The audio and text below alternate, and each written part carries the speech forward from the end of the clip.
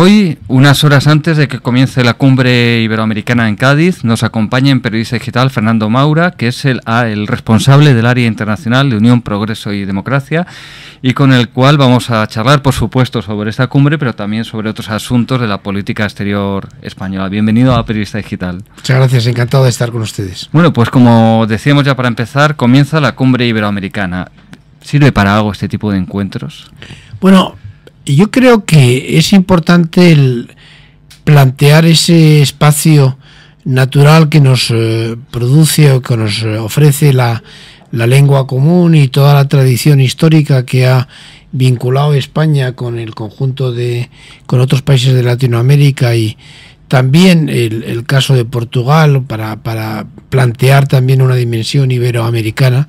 Creo que es importante, creo que además España tiene unas inversiones importantes en toda la zona y que es un espacio que nosotros tenemos que cultivar. Otra cosa que puntualmente unas cumbres puedan tener más éxito que otras, pero es una dimensión natural de nuestra expansión internacional que es importante. Sí, porque usted habla de éxito. En esta estamos viendo que es un constante goteo de jefes de Estado que anuncian que no van a venir. Ya van del orden de 6, no sé si ya incluso 7. Quizás los más sonados son, bueno, pues ya el que es un habitual, que es Raúl Castro o Fidel Castro, cualquiera de los dos, ninguno de los Castro viene. Hugo Chávez tampoco viene, falla también Cristina Fernández de Kirchner. ¿Cómo valora usted estas ausencias? ¿Son un golpe al gobierno español? ¿Son un golpe al conjunto de la comunidad iberoamericana? ¿Cómo lo ve?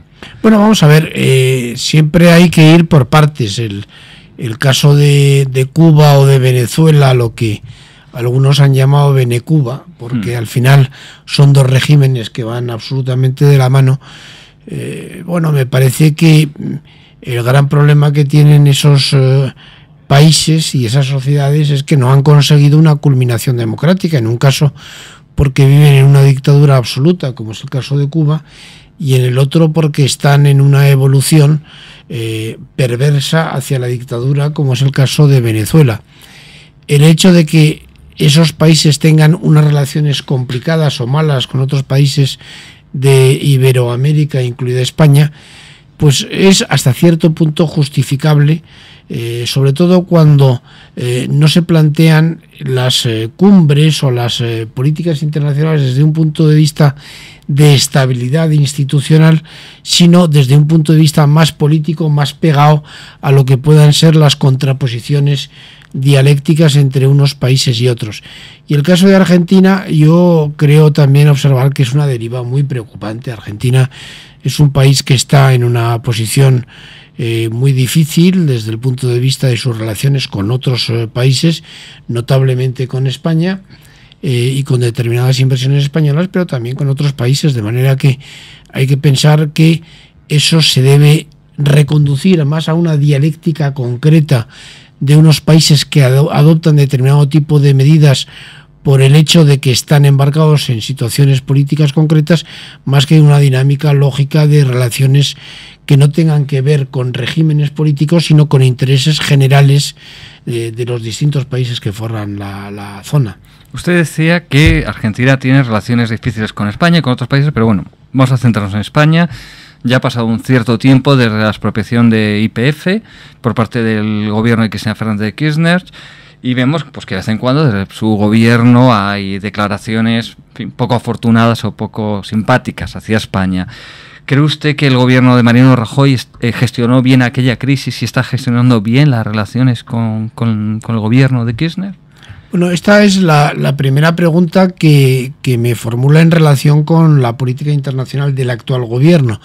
Por lo tanto, yo creo que es importante el tratar de hacer una reflexión sobre el particular. En primer lugar, por contestar a la pregunta en concreto, diré que la gestión del gobierno del caso de YPF ha sido, como se decía, de las fincas, manifiestamente mejorable, ¿no? Se podría haber hecho de otra forma, desde una dignidad como país, desde una defensa de los intereses españoles y de las inversiones españolas en el extranjero, y ha pasado pues como una rendición hacia el régimen argentino, tratando de salvar alguna cosa que probablemente tenga que ver con otras inversiones que haya en España en la zona, más que como una defensa específica de los intereses de España respecto del caso de la empresa afectada en este caso.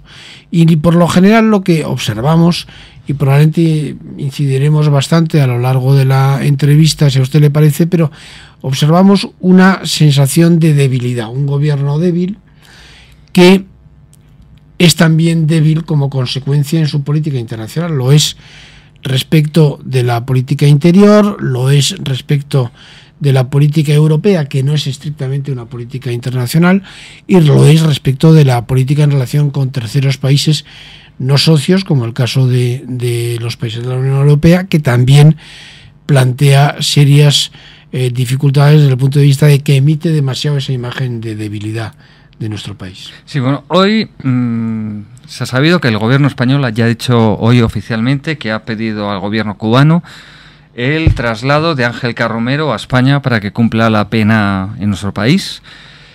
Entonces, bueno, ¿cree usted que el gobierno español ha afrontado de manera correcta todo lo que se relaciona con la muerte de Osvaldo Paya, Harold Cepeda y también la condena a este joven español? Bueno, nosotros ya este verano emitimos un comunicado como partido solidarizándonos desde luego con el caso de Carromero. Yo hablé personalmente con el secretario internacional del PP para expresarle mi solidaridad en ese punto y manifestándole que pensaba que el gobierno haría todo lo posible por solucionar este asunto. Pero dicho esto, lo que está claro es que como afirmaba García Margallo el otro día en un lapsus que probablemente es, como decía Freud, de los hechos fallidos, que venía a decir exactamente lo que pensaba, aunque se le había escapado, Carromero es un caso de un secuestro. Es un secuestro amparado legalmente por la legislación cubana, que como la legislación de cualquier régimen dictatorial, pues se parece a un Estado de Derecho, lo que se pueda parecer una cosa absolutamente inversa a la contraria, y que en definitiva Ángel Carromero, a partir de su detención y a partir del accidente, se convierte en una moneda de cambio. ¿Cuál es, digamos, la contrapartida a esa situación de Carromero? Pues faltaba por ver qué es lo que pasaba. Pero esta mañana, cuando he leído en la prensa que la Unión Europea va a reflexionar, dicho así, reflexionar respecto de la política en relación con Cuba, lo que se ha venido a llamar la posición común en relación con Cuba, empiezo a pensar que la moneda de cambio de la liberación o el precio por la liberación del secuestro de Carromero viene por esa situación. El tiempo verá, y yo espero equivocarme, nos dirá si efectivamente es así o es de otra manera. Pero no dejaría de ser un poco irónico que el gobierno del Partido Popular, el gobierno de un partido que cuando estaba en la oposición protestaba porque el gobierno de Rodríguez Zapatero quería eliminar esta posición común europea, cosa que no logró, entre otras cosas por el rechazo de países pues como la República Checa, Suecia y otros países de Polonia, algún país más, los que eran los antiguos satélites soviéticos, que vaya a ser este mismo gobierno el que vaya ahora a luchar para eliminar esa posición que antes su partido no quería eliminar, ¿no? Es una paradoja desde luego, pero no sería un contrasentido desde el punto de vista de lo que viene siendo la política de este gobierno en su aspecto internacional, pero también en su aspecto interior, y es que no es tan diferente a la del Partido Socialista. En el plano internacional lo estamos viendo en relación con los distintos aspectos de esa política internacional que estamos siguiendo de una manera muy concreta, como es el caso del Sáhara, es el caso de Guinea Ecuatorial, como son otros tantos casos en los que el gobierno, en lugar de plantear dinámicas diferentes que tengan que ver con intereses de España, con protección de los derechos humanos, en definitiva con lo que puede ser la cobertura de una política internacional seria de un país serio, pues pretende hacer esa política disparatada seguir esa política disparatada que inició el presidente anterior, el presidente Zapatero, en la versión quizás algo más edulcorada de Rajoy. Si quiere, si no le importa, volvamos al caso de Ángel Carromero, Osvaldo Payá. La familia del difunto líder del movimiento cristiano de liberación y este mismo movimiento como partido, bueno, pues han insistido en que hay, cuando menos, indicios, por no decir pruebas claras, de que el coche en el que viajaban fue embestido, que realmente no fue la versión que da el gobierno cubano de que Carromero no sabía conducir y se salió de la carretera.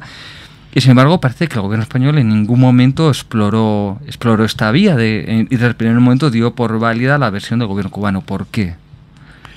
Bueno, porque es una buena pregunta que probablemente tendría que contestar el gobierno, pero vamos, es verdad que nosotros pedimos una investigación rigurosa de los hechos, como lo planteó también la familia de Osvaldo, a quien por cierto yo conozco bien porque estuvimos en nuestro viaje a Cuba de hace 2 años 2 veces en su casa. Conocí a su actual viuda, a su hija muy especialmente, con la que mantuvimos muchas conversaciones, y verdaderamente es un caso que nos afectó en lo personal muy profundamente, porque cuando tú pones no solamente la foto, sino también el recuerdo de una determinada ocasión en que has podido compartir circunstancias con las personas que luego han desaparecido, digamos que hay una parte también de tu vida que se va con su desaparición, con lo cual nos afectó fuertemente. Pero el gobierno español yo creo que se puso en una actitud inmediatamente pragmática de tratar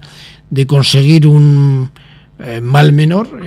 Sabían que el proceso iba a venir inmediatamente detrás, que iba a haber un juicio, que seguramente le iban a condenar, e intentó inmediatamente ponerse en una posición de negociación. Pero todas las cosas se saben al final, y si el precio por la liberación de Carromero va a ser la modificación de la posición común, cuando nos están llegando constantes manifestaciones desde dentro de la isla. Nosotros publicamos en la página web pues casi 2 o cada 3 días las noticias que nos envía Elisardo Sánchez desde La Habana, contándonos cuántos momentos de detención, casos de detención se están produciendo de disidentes cubanos. Es evidente que no ha progresado la situación de los derechos humanos en la isla. Algunas estadísticas dicen justamente lo contrario. Por lo tanto, si el precio por la liberación de Carromero es modificar la posición común, cuando no hay una actitud progresiva de ampliación del espacio de los derechos humanos en Cuba, eso sería lamentable y desde luego lo denunciaríamos inmediatamente. Y de hecho, ¿no cree usted que tampoco habría ninguna garantía de que esa modificación de la política común fuera a significar la liberación de Carromero? Pienso, por ejemplo, en el caso pues de Alan Gross, que usted sin duda conoce bien, este norteamericano que viajó a Cuba para facilitar a las comunidades judías cubanas un acceso libre a Internet, saltándose la censura, y bueno, lleva ya años encarcelado. El gobierno de Obama ha aflojado la política hacia Cuba, ha quitado apoyo a organizaciones cubanas, y sin embargo Alan Gross sigue ahí. ¿Por qué hemos de sospechar que en el caso de Carromero ha de ser distinto? Bueno, porque evidentemente la observación es muy atinada, porque efectivamente los regímenes dictatoriales cumplen los compromisos que tengan según les convenga. No les basta con cualquier tipo de palabra o con cualquier tipo de acción. Puede modificarse la posición común y Carromero continuar cumpliendo su condena en la isla de Cuba, y no de acuerdo con el tratado que vincula a España con Cuba y que favorece o que facilita la posibilidad de que esa pena se pueda cumplir en un régimen penitenciario español. Es evidente, ellos tienen la posibilidad de generar la ley que les convenga en cada momento. Las dictaduras, por principio, son todo lo contrario a un Estado de Derecho. La civilización occidental es producto precisamente del concepto de que confiemos en la ley, que es, dentro de los errores que pueda tener una ley, mucho más fiable que los comportamientos y las actitudes personales de cada uno de los gobernantes. nosotros no estamos en presencia en Cuba de una ley, estamos en presencia de comportamientos individuales en función de sus propios intereses, lo pueden hacer como quieran. Sí, ahora me gustaría entrar en la otra parte de esta Bene Cuba que usted decía, o con un término casi similar que utilizan algunos autores como Carlos Alberto Montaner, Cubazuela, que viene a ser lo mismo. Entonces, bueno, a muchos nos sorprendió, yo me incluyo, que no hace tanto el ministro de Defensa español, Pedro Morenés, definiera a Hugo Chávez como un gran amigo de España. ¿Por qué cree usted, por qué creen desde UPyD que lo hizo y cómo se evalúa en general la política del gobierno español actual hacia Venezuela? Bueno, nosotros también denunciamos esa manifestación del ministro Morenés porque nos pareció absolutamente lamentable. Mire, nosotros creemos que la política exterior de un país tiene que basarse en una serie de pilares claros. Uno de ellos es la defensa de los derechos humanos. Pensamos que un país democrático como es España no puede pretender para otro país del mundo con el que mantenga relaciones un régimen que no sea el del respeto a las libertades. Es evidente que en algunos casos esa situación puede tener un determinado nivel de defensa u otro en función de situaciones históricas, de conceptos políticos, pero en definitiva tiene que haber una clara defensa y un claro respeto de las libertades individuales. Un segundo aspecto es que un partido, un país que cree en la ley como elemento de referencia debe también pensar que a nivel internacional la ley debe cumplirse. La ley es el derecho internacional, en el plano internacional. Y el tercer aspecto, que también hay que combinarlo con los dos anteriores, son los intereses de nuestro país. Pero pensar que los intereses de nuestro país solos constituyen una política internacional o es el paradigma de la política internacional es un error, porque lo estamos viendo en Venezuela, lo estamos viendo en Cuba, lo estamos viendo en otros países, lo estamos viendo en China.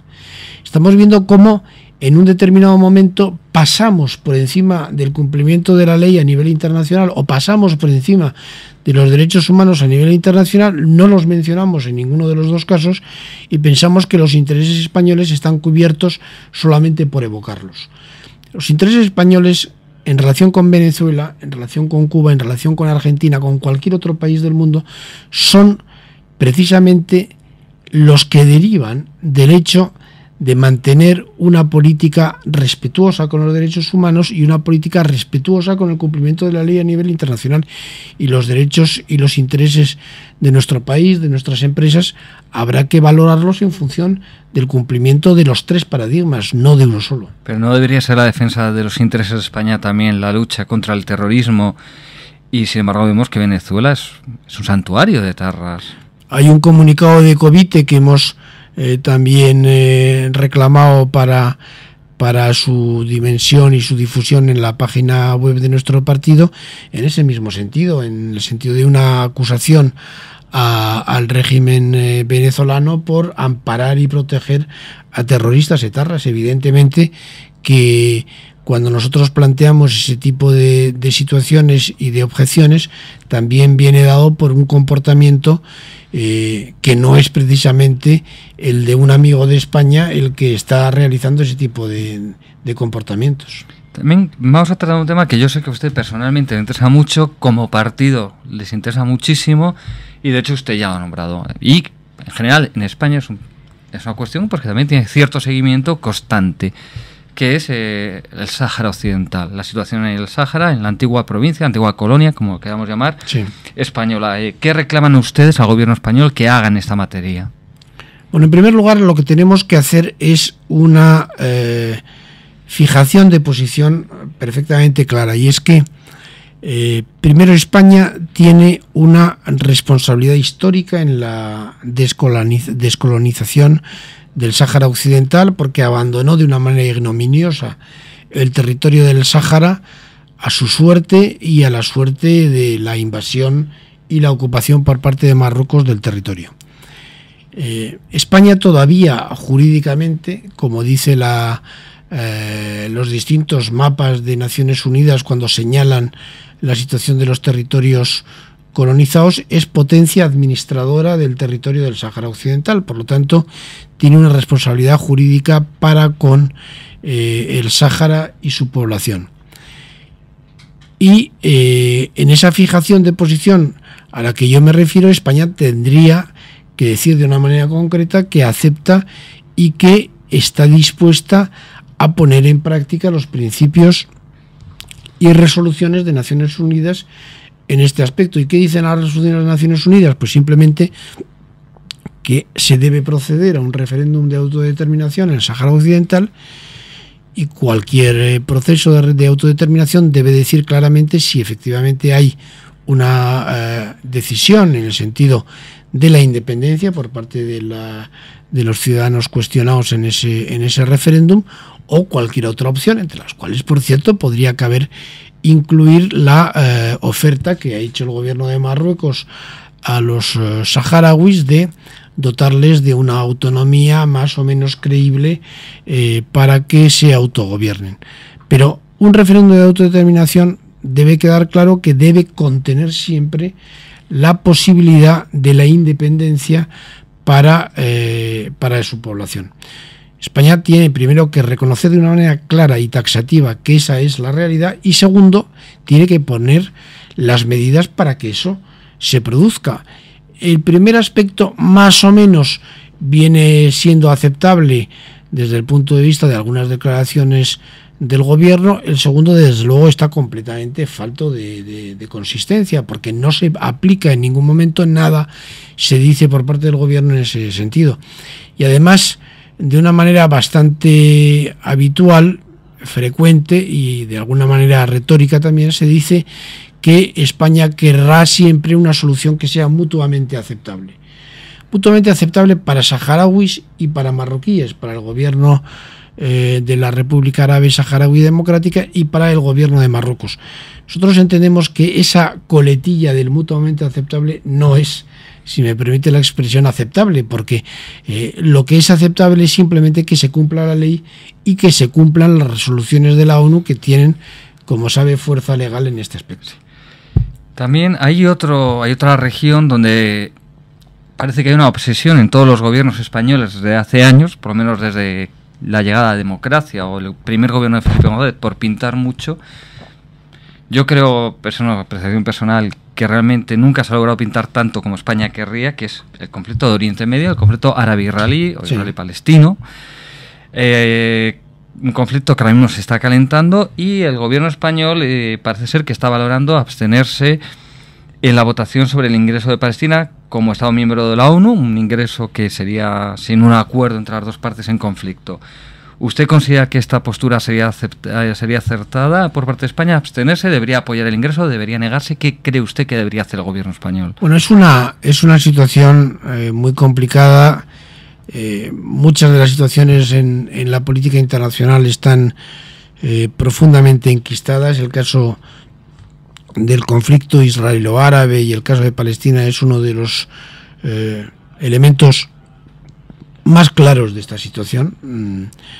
Se ha producido desde hace muchísimo tiempo y conviene que se empiece a resolver cuanto antes. A mí me parece que el objetivo tiene que ser, desde luego, que existan dos estados, el Estado de Palestina y el Estado de Israel, que ya existen, con fronteras perfectamente seguras y reconocibles entre las dos partes, probablemente basándose en la situación existente en el año 67, como se ha venido reclamando desde muchas instancias, y planteando un proceso de negociación que permita que eso pueda ser factible. España debe actuar siempre como un país que favorezca esa situación de diálogo, esa situación de encuentro entre las dos partes, y esperamos también que la nueva administración norteamericana facilite ese proceso porque tenga una cierta equidistancia en relación con las dos partes, la cual no sería precisamente factible o más pensable en el caso de que la administración actual de Estados Unidos fuera republicana, por la mayor connivencia con una de las partes en el conflicto. pero ya digo que es un asunto muy complicado, muy complejo, y en el que hay que medir claramente lo que puedan ser las distintas situaciones que no llevan precisamente a una solución fácil del asunto. Bueno, ya para terminar, ¿cuál cree que usted que deberían ser los principales cambios que debería hacer con urgencia el gobierno español en su política exterior? Bueno, básicamente lo que España tiene es que replantearse, el gobierno español tiene que replantearse su situación en política exterior y en muchos aspectos también en política interior desde el punto de vista de que una debilidad política como gobierno, una debilidad económica como gobierno, un gobierno obligado a realizar determinado tipo de reformas, no debe proyectar esa situación necesariamente, por lo menos con toda su intensidad, al plano exterior. De manera que España tendría que hacer una reflexión en el sentido de que con todas sus dificultades sigue siendo un elemento, un agente en la política exterior, un país mediano, pero con muchas posibilidades, tanto desde el punto de vista de Unión Europea como desde otros puntos de vista. Latinoamérica ha supuesto una parte de esta entrevista, pero a nivel de Unión Europea nosotros no podemos ir a Bruselas o los distintos consejos de jefes de Estado y de Gobierno pensando simplemente en que se trata de salvar la situación y no salir peor que como se ha entrado, sino también actuar de una manera más activa, plantear proyectos y posturas en relación como pensamos que debe ser la futura Unión Europea, tratar de salir al paso de lo que puedan ser los cantos de sirena, como decía Ortega y Gasset, o reconocía Ortega y Gasset, o recordaba a Ortega y Gasset, que decían a los marinos que se veían afectados por los cantos de sirena: óiganlos ustedes al revés, hagamos un planteamiento diferente, tratemos de salir al paso de los problemas, pero diciendo qué es lo que nosotros podríamos hacer también para esa construcción o reconstrucción de Europa, que está necesitada también de nuestro concurso y de nuestra posición. En Latinoamérica, en todas las regiones del mundo, tenemos todavía mucho que decir y no podemos pensar que todo debe ser proyectar nuestra debilidad en la escena internacional. Busquemos socios, busquemos apoyos, hagamos también de la necesidad de virtud y replanteemos las cosas. Y sobre todo, tenemos que tratar de reconducir la política exterior española primero a un planteamiento de pacto. La política exterior no puede cambiar con cada gobierno, tiene que ser una política pactada, y no solamente entre el primero y el segundo partido nacionales, sino en general en la Cámara parlamentaria, tratando de llegar a un acuerdo respecto de política exterior que identifique nuestros problemas, nuestros objetivos, y que plantee una determinada serie de posiciones que se puedan mantener, cambie un gobierno o sea el mismo, y plantearlo desde el punto de vista de los tres elementos que yo creo que son perfectamente claros y probablemente muy aceptables por cualquier persona que me pueda escuchar, que son: queremos libertades democráticas para España, las queremos para el resto del mundo.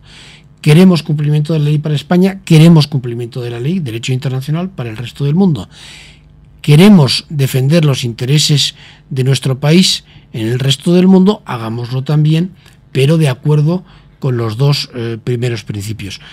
Ese cambio de actitud, desde luego, sería muy bienvenido seguramente por parte del conjunto de la Cámara de los Diputados en España, pero también por parte del conjunto de la población, porque todavía, aunque no sepamos o no sintamos muy claramente en España que la política internacional nos afecta, es evidente que en un mundo globalizado como el que estamos viviendo en estos momentos, cualquier decisión internacional está afectando inmediatamente a nuestros intereses, a nuestras empresas, a nuestra propia condición ciudadana, y por lo tanto es muy importante que se produzca una rectificación por parte del gobierno en esas políticas. Bueno, pues aunque le había dicho que era la última pregunta, ya para concluir, relacionado, y esto surge por su respuesta.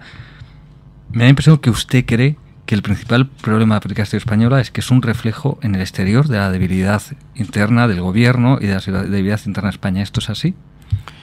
Es que nos lo están demostrando en los distintos casos que se están planteando. Usted me ha evocado el asunto de YPF. España no tiene una actitud rotunda y firme en la defensa de los intereses de una empresa española. ¿Qué está pasando ahí? Estamos proyectando debilidad. Hemos visto el caso Carromero. El caso Carromero es un caso en el que legalmente, entre comillas, una legalidad dictatorial, secuestran a un ciudadano español en un momento determinado y España no hace ni siquiera un planteamiento serio en Naciones Unidas de petición de una investigación objetiva del caso. Yo no soy precisamente quien para ponerme nostálgico en relación con situaciones pasadas, pero hay que recordar el caso del embajador español Logendio en Cuba, cuando estaba el comandante Castro haciendo todo tipo de críticas en la televisión cubana a España, y era el régimen de Franco, y salió Logendio a intervenir en la grabación de la emisora de televisión.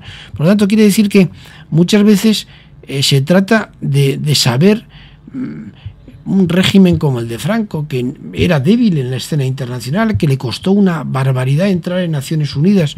Bueno, tenía a veces una condición de dignidad y de firmeza que paradójicamente, con todo lo que significa una democracia, de legitimidad, de capacidad de contender en la situación de las naciones con una posición perfectamente digna y firme, pues no lo hace.